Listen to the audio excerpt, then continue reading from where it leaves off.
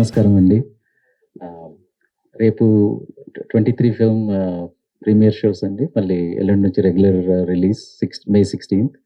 చాలా థ్యాంక్స్ అండి ఇక్కడికొచ్చి కవర్ చేస్తున్నందుకు.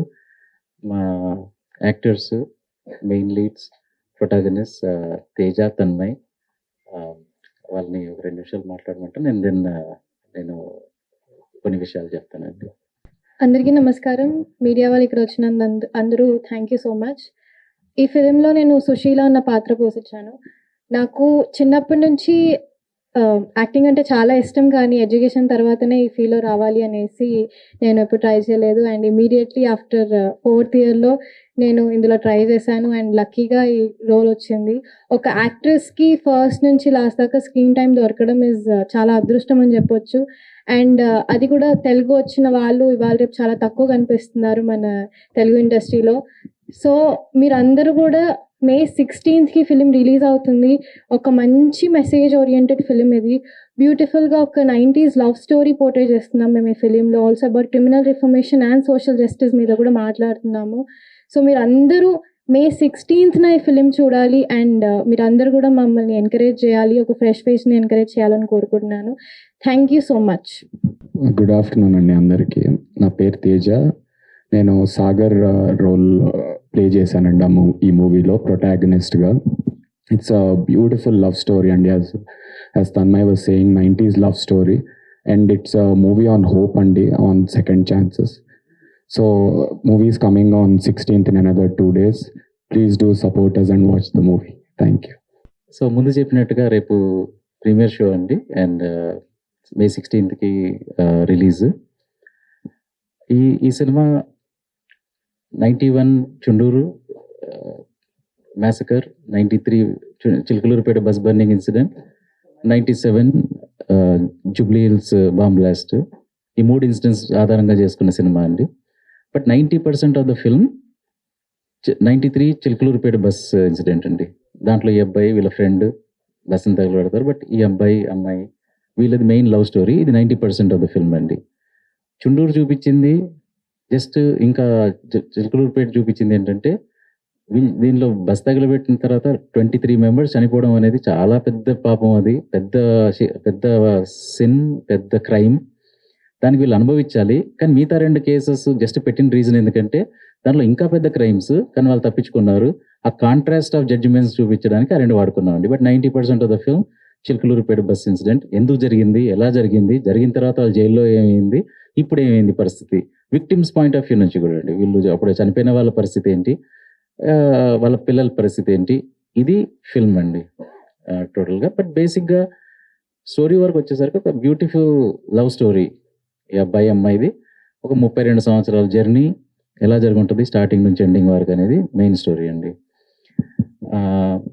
సో కొంతమంది అడుగుతారు అసలు ఇప్పుడు ఏం అవసరం ఉంది, అది ఎప్పుడో జరిగింది ఇది కదా అని. నేనేమంటానంటే ఇప్పుడు కూడా జస్టిస్ అనేది అందరికి సమానం కాదు. డబ్బులున్నా, మీకు పవర్ ఉన్నా, ఇన్ఫ్లుయెన్స్ ఉన్నా మీకు వేరేలాగా ఉంటుంది, ఆ లేని వాళ్ళకి వేరేలాగా ఉంటుంది అని కొంచెం మార్పు ఏమైనా బెటర్ వచ్చిందా అంటే నాకు డౌటే అండి. ఎందుకంటే హైకోర్టు వరకు వెళ్ళి, సుప్రీంకోర్టు వరకు వెళ్ళి ఫైట్ చేసే రిసోర్సెస్ ఉన్న వాళ్ళకి వేరే జడ్జిమెంట్ వస్తుంది, ఇవి లేని వాళ్ళకి వేరే జడ్జిమెంట్ వస్తుంది. అది అప్పుడేం మారలేదు, ఇప్పుడు కూడా సేమ్. సో కొంతమంది అప్పుడు ఇన్సిడెంట్స్ ఇప్పుడు రెలవెంట్ అవసరం అంటే నేనైతే 100% రెలవెంట్ అంటానండి. ఇన్సిడెంట్స్ ఓ జర్నలిస్ట్కి 24 అవర్స్లో సుప్రీంకోర్టు దగ్గర నుంచి బెయిల్ వస్తుంది. ఇప్పుడు కూడా ఇంకొక జర్నలిస్ట్కి 2 సంవత్సరాలు పడుతుంది. సుప్రీంకోర్టుకి అదే ఇప్పుడు నేను కూడా ఏదైనా జైల్లో బెయిల్ కావాలి అంటే ఫస్ట్ లోవర్ కోర్టుకి వెళ్ళండి, నా దగ్గరికి ఎందుకు వచ్చారంటారు కొన్ని. సో ఈ డిస్క్రిపెన్సీస్ ఏంటి ఇప్పుడు కూడా రిలవెంట్, అందుకనే సినిమా తీయడానికి రీజన్. ఇంకొకటి నేను అనుభవించింది ఇప్పుడు ఎంత కష్టం అనేది. నేను సెన్సార్ ఇది చేసినప్పుడు ఫస్ట్ అసలు సెన్సార్ గురించి నాకు కంప్లైంట్స్ ఉన్నాయి. బట్ ఫస్ట్ మంచి విషయాలు చెప్పాలండి. 0 కరప్షన్ ఉంది, ముందులాగా కాదు, స్మూత్గా ఉంది. నాకు వచ్చిన అతను ఫస్ట్ చాలా రెస్పెక్ట్ఫుల్గా మాట్లాడారు, జెంటిల్మెన్గా చేశారు. సో నాకు ఈ కట్స్ ఇచ్చినప్పుడు నేను అన్నప్పుడు ఇప్పుడు మళ్ళీ రివైజింగ్ కమిటీకి వెళ్ళాలి, నాకు అంత రిసోర్సెస్ లేదు, టైం లేదు. సో ఇప్పుడు నార్మల్ పర్సన్కి హైకోర్టు, సుప్రీంకోర్టుకి వెళ్ళే స్తోమత ఎందుకు ఉండదో, నాకు వెళ్ళే టైం లేదు, ఇప్పుడు రిలీజు ఇన్ని గొడవలు. సో చిన్న చిన్నవండి. ఇప్పుడు ఫర్ ఎగ్జాంపుల్ నేను ట్రైలర్ ఇది చేయాలంటే కులం వాడొద్దు అన్నట్టు. మరి కులం వర్డ్ వాడొద్దు అని అంటే ఇప్పుడు సెంట్రల్ గవర్నమెంట్ మొన్న కులగణన ఎందుకు పెట్టింది, స్టేట్ గవర్నమెంట్ ఎందుకు పెట్టింది రెలవెంట్ కాకపోతే. అది తీసేయడం అనేది ఉండాలి కానీ వర్డ్ వాడినంత వాడడం అనేది దాంతో ఏం యూజ్ అండి. ఇంకొక దగ్గర వీళ్ళు మాట్లాడుకునే భాషలో నీ అమ్మ అంటారు, సరే అనొద్దు అని ఉంది, వాళ్ళ గైడ్ లైన్ ఉంది అనుకుందాం, తప్పేం లేదు. మరి మిగతా సినిమాలలో ఎట్లా వాడుతున్నారు? నేను చాలా తక్కువ వైలెన్స్ చూపించాను సినిమాలో, చాలా తక్కువ సెన్సిటివ్ టాపిక్స్. నేను రెచ్చగొట్టే విధంగా రాయలేదు, రెచ్చగొట్టే విధంగా తీయలేదు. ఎంత అవసరమో అంతే చెప్పాను. కానీ దానికి నాకు 70% తీసేయాలన్నారు. బయటకు వెళ్ళి వేరే తెలియని వాళ్ళు చూస్తే ఇది బ్లాక్ అండ్ వైట్ ఎందుకు అవుతుంది, ఇక్కడ కట్స్ ఎందుకు ఉన్నాయి, ఎన్నో రియల్ లైఫ్ ఫుటేజ్ తీసేయమన్నారు, ఎన్నో పేర్లు తీసేయమన్నారు, ఎన్ని తీసేయమన్నారు. అన్నిటికి ఒప్పుకోవడానికి రీజన్ ఏంటంటే ఎక్కడో కాంప్రమైజ్. ఇప్పుడు నెక్స్ట్ ఏంటి, సరే ఇంతే అని. నా ప్రాబ్లం ఏంటంటే మరి ఇది వాయిలెన్స్ ఇది కాకపోతే కొంతమంది ఏమనుకుంటారంటే ఆ మిగతా వాళ్ళకి ఇస్తున్నారు కదా, నో గైడ్ లైన్స్ అట్లా పనిచేయండి, సర్టిఫికేట్ కానీ ఈ గైడ్ లైన్స్ ప్రకారంగా దాంట్లో కూడా వైలెన్స్ ఉండడానికి వీల్లేదు. ఒక లిమిట్ తర్వాత ఇచ్చిన తర్వాత కూడా ఇవి చేయమని అంటారు ఇప్పుడు యాక్చువల్ రూల్స్ ప్రకారంగా. నాది ఒకటే క్వశ్చన్ ఏంటంటే ఇప్పుడు మీడియా ముందు మాట్లాడే ఛాన్స్ దొరికింది కాబట్టి అవే గైడ్ లైన్స్ అందరికి ఎందుకు సేమ్ లేదు? ఇప్పుడు ఈ మూవీలో మనం టైటిల్ అడిగినట్టు సమాజంలో అందరికీ న్యాయం అనేది చట్టం సేమ్గా ఉందా, జస్టిస్ సేమ్ ఉందా అనేది నేను పర్సనల్గా మొన్న ఫీల్ అయిన ఇది. రెండో విషయం ఏంటండి, ఇప్పుడు దీంట్లో 2 అంశాలు టచ్ చేసాము. నేను చెప్పినట్టుగా లవ్ స్టోరీ మెయిన్, బట్ ఇంకా 2 అంశాలు టచ్ చేసినవి సోషల్ జస్టిస్ ఒకటి, రెండోది ప్రిజన్ రిఫార్మ్స్ అండి.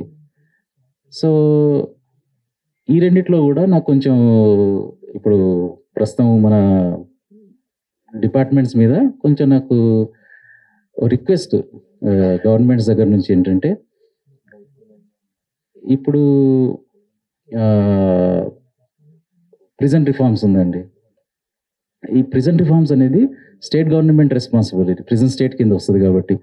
సో ఇప్పుడు ప్రిజనర్స్ని రిఫార్మ్ ఎట్లా చేయాలి, ఏం చేయాలి అనేది వాళ్ళు చాలా కష్టపడ్డారు, చాలా చేశారు, డిపార్ట్మెంట్స్ వచ్చారు, చూశారు, చేశారు. నేనేమన్నానంటే ఇలాంటి సినిమాకి మీరు చేసే వర్క్ చూపించాను, ఇంకా దీంతో ఆడియన్స్కి ప్రజలకి చాలా బెనిఫిట్ అయ్యే ఉంది.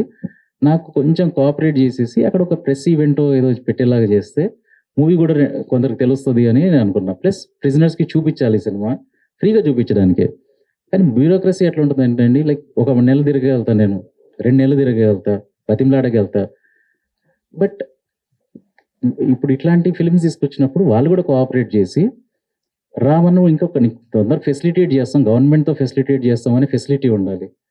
సో అది కొంచెం ల్యాకింగ్ ఉంది. అది కొంచెం ఎంకరేజింగ్ ఉంటే గవర్నమెంట్ దగ్గర నుంచి అలాంటి వాళ్ళు ఇంకా కొంతమంది తీస్తారు. ఇట్లాంటి సినిమా కొంచెం విజిబిలిటీ వస్తుంది, 4 చూస్తారు, 4 చూసినందుకు ఇట్లాంటివి ఇంకా కొంతమంది ట్రై చేస్తారు. ఇది కొంచెం కంప్లైంట్గానే ఉందండి. దీంట్లో కూడా పాజిటివ్ చెప్పాలంటే మన డిప్యూటీ సీఎం గారు మూవీ చూశారు, ఎంత బిజీ స్కెడ్యూల్లో నుంచి వచ్చి చూసి స్పందించి నెక్స్ట్ డే మళ్ళీ మమ్మల్ని పిలిచి మా టైటిల్ రిలీజ్ చేశారు. సో దట్స్ నేను చాలా గ్రేట్ఫుల్ ఉంటాను ఎప్పుడు సార్కి. ఎందుకంటే సార్కి సోషల్ ఇష్యూస్ మీద ఒక అవగాహన ఉంది, అందుకని అట్లా స్పందించారు. కానీ నేను మిగతా అన్ని డిపార్ట్మెంట్స్లో తిరిగాను, మిగతా అంత అఫీషియల్స్ చెప్పులు అరిగిపోయేటట్టు సెక్రటేరియట్లో లాస్ట్ 4 నెలల నుంచి తిరుగుతున్నాను. మిగతా డిపార్ట్మెంట్స్లో అక్కడిక్కడ సేమ్ అదే సెన్సిటివిటీ డిప్యూటీ సీఎం బట్టి గారిది ఏం కనిపించిందో అది నాకు మిగతా వాళ్ళలో కనిపించలేదు. ఫర్ ఎగ్జాంపుల్ ఇప్పుడు తెలుగు మన తెలంగాణ ఫిల్మ్ డెవలప్మెంట్ కార్పొరేషన్ ఉంది. నేను వెళ్ళి వాళ్ళేమి చెయ్యము, హెల్ప్ చేయము అనరు, బట్ అది 4 monthsలో కూడా ముందుకెళ్ళవు, ఫైల్స్ వెళ్ళవు. సో ఇప్పుడు నేను రిక్వెస్ట్ చేసి వెళ్ళకపోతే ఇప్పుడు కామన్ మ్యాన్కి ఎట్లా వెళ్తాయి ఫైల్స్ అనేది పాయింట్. నేను అన్నది ఏంటంటే ఇప్పుడు తెలంగాణ ఫిల్మ్ డెవలప్మెంట్ కార్పొరేషన్ అనేది ఇట్లాంటి మంచి సినిమాలకి వచ్చి చూసి ఇన్ని చేస్తే దీనికి ఎంకరేజ్మెంట్ ఉంటుంది, 4 తెలుస్తుంది ఒక సినిమా ఉన్నట్టు. రెండోది వేరే స్టేట్ గవర్నమెంట్స్ ట్యాక్స్ బెనిఫిట్స్ ఇస్తారు, ఇది ఇస్తారు. సార్ మీరు ఇస్తే దాంతో నాకు డబ్బులు అవన్నిటికన్నా 4 తెలుస్తుంది, ప్రెస్కి తెలుస్తుంది అని అన్నప్పుడు వాళ్ళు వేరే గవర్నమెంట్స్ ఎట్లా చేస్తున్నారు చూపించి నేను వెళ్ళి జియో కూడా చూపించాను. లాస్ట్ రీసెంట్ మధ్యప్రదేశ్ గవర్నమెంట్ ఏం చేస్తాను, మా దగ్గర పాలసీ లేదు అని. పాలసీ తీసుకురండి సార్, మీరు మీ జాబే ఇట్లాంటి మూవీస్ని ఎంకరేజ్ చేయడం. ఇప్పుడు స్పీచెస్లలో అక్కడిక్కడ మేము ఇట్లాంటి సినిమా ఎంకరేజ్ చేస్తాం అనడం కాదు కదా, చేసి చూపించాలి. అది ఇంకా ఇప్పుడు దిల్ రాజు గారు ఉన్నారు దాని చైర్మన్. సో నేను దిల్ రాజు సార్ చైర్మన్ సార్ని కూడా ఈ వేదికలో ఈ ఆపర్చునిటీ దొరికింది కాబట్టి నేను రిక్వెస్ట్ చేసేది ఏంటంటే, పెద్ద సినిమాలు లేకపోతే తెలుగు ఇండస్ట్రీ ఉండదు. ఇంకా చిన్న సినిమాలు లేకపోతే థియేటర్లు ఉండవు, పెద్ద సినిమాలు కూడా ఉండవు. సో ఇట్లాంటి వాటిని ఎంకరేజ్ చేయడం గవర్నమెంట్ రెస్పాన్సిబిలిటీ. ఇప్పుడు బట్టి గారు ఎట్లా చేశారో మిగతా డిపార్ట్మెంట్స్ అందరూ కూడా అదే సెన్సిటివ్ తోటి ఇట్లాంటి దాన్ని ఎంకరేజ్ చేయాలి అనేది ఒక రిక్వెస్ట్ చేస్తున్నాను నేను.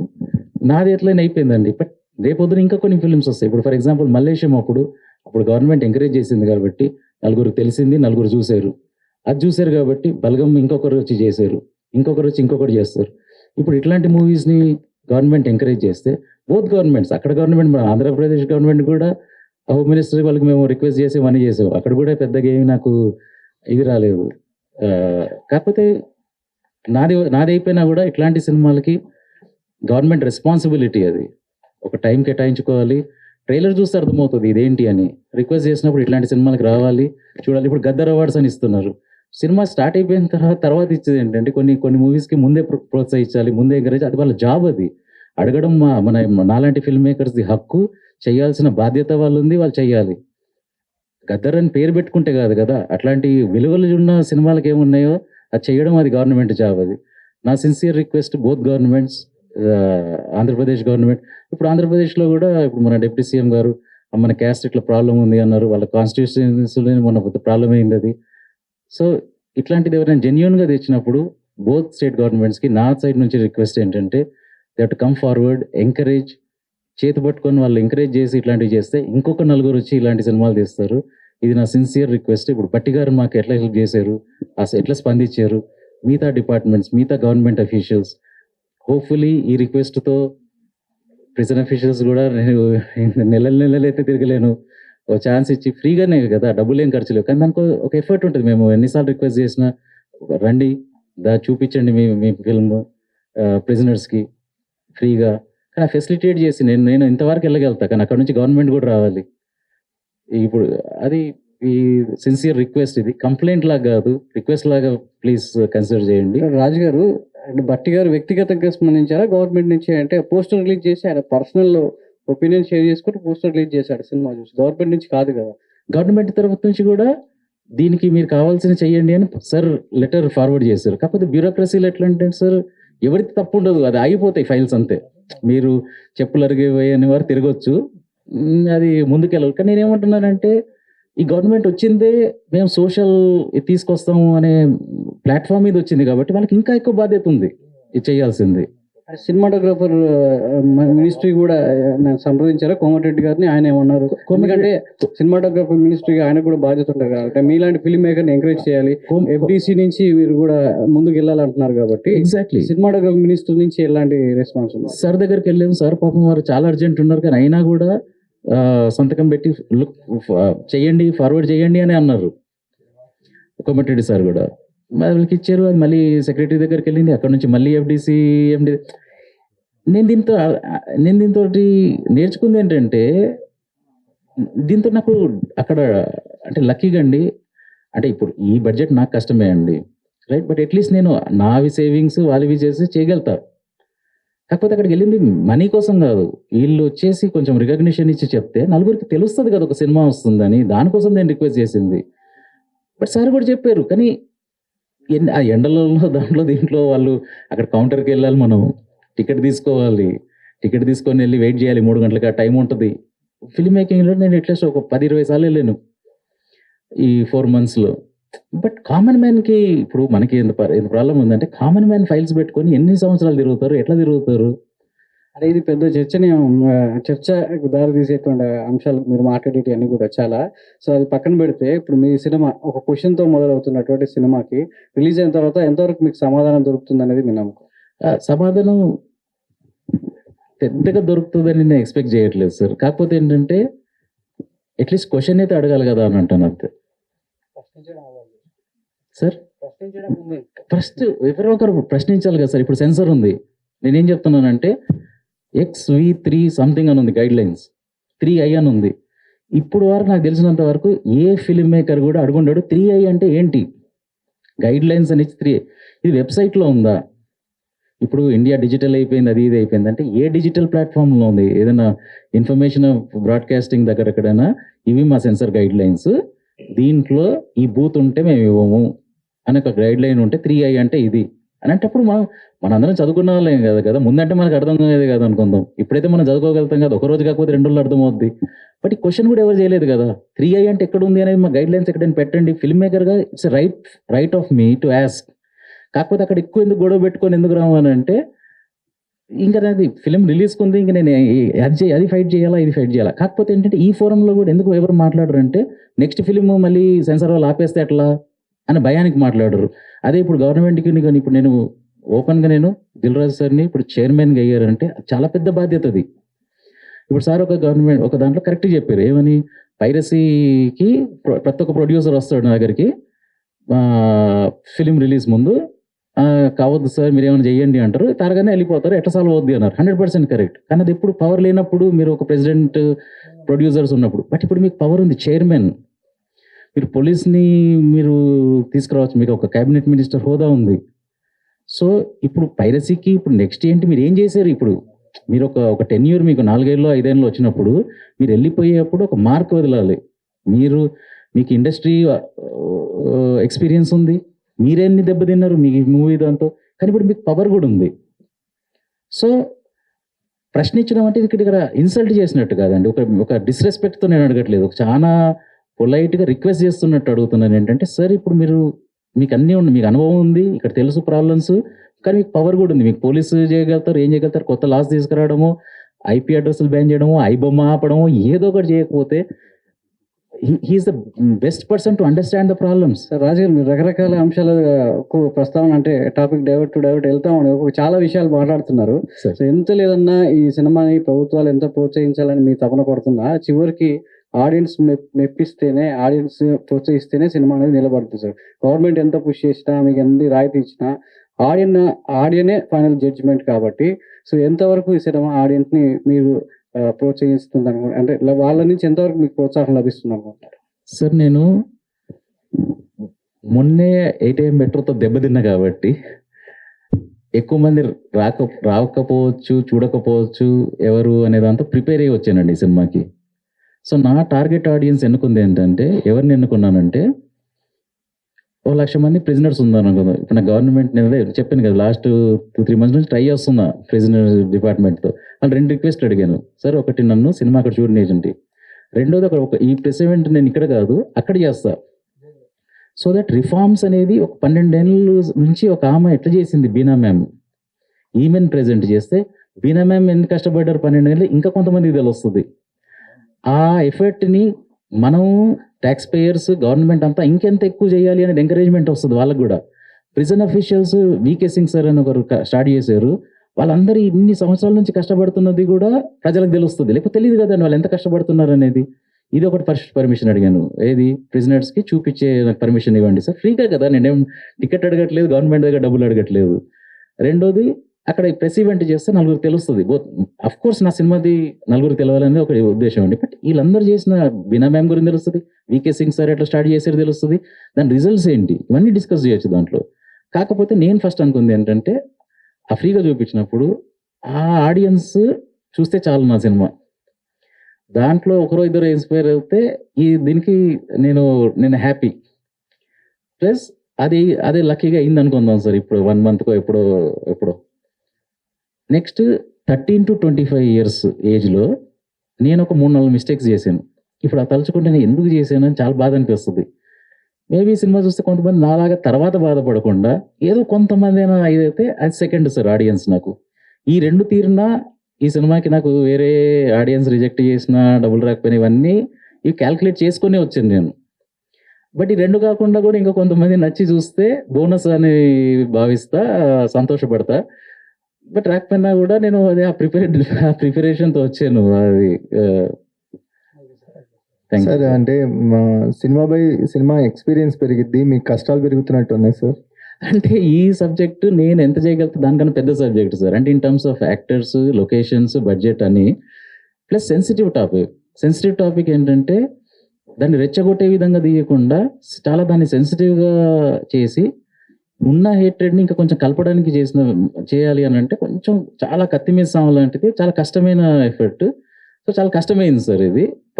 బట్ ఆ ఇంటెన్షన్ ఏదైతే ఉందో అది మంచి ఇంటెన్షన్ కాబట్టి దాన్ని ఇది ఎంత కష్టమైనా చెప్పాలి అనే దాంతో ముందుకెళ్ళింది సార్ ఇది. మీ ఆలోచన ధోరణి ఇలాగే ఉంటుందా, లేకపోతే మళ్ళీ మేము చూసే రెగ్యులర్ స్టోరీస్కి వచ్చేస్తారా 23 తర్వాత?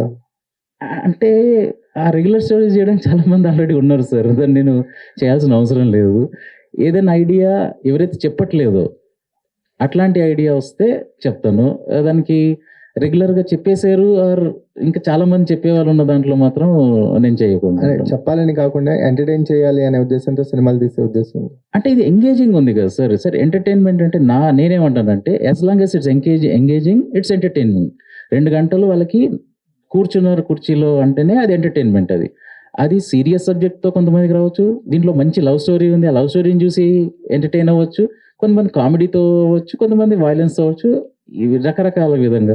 బట్ 2 గంటల వాళ్ళని ఈ సినిమాతో మనం కూర్చోబెడితే అది కూడా ఎంటర్టైన్మెంట్ సార్. ఎందుకంటే మంచి లవ్ స్టోరీ ఉంది, మంచి ఎమోషన్స్ ఉన్నాయి. ఎమోషన్స్ నచ్చే వాళ్ళకి మాత్రం ఖచ్చితంగా నచ్చుతుంది సార్ సినిమా.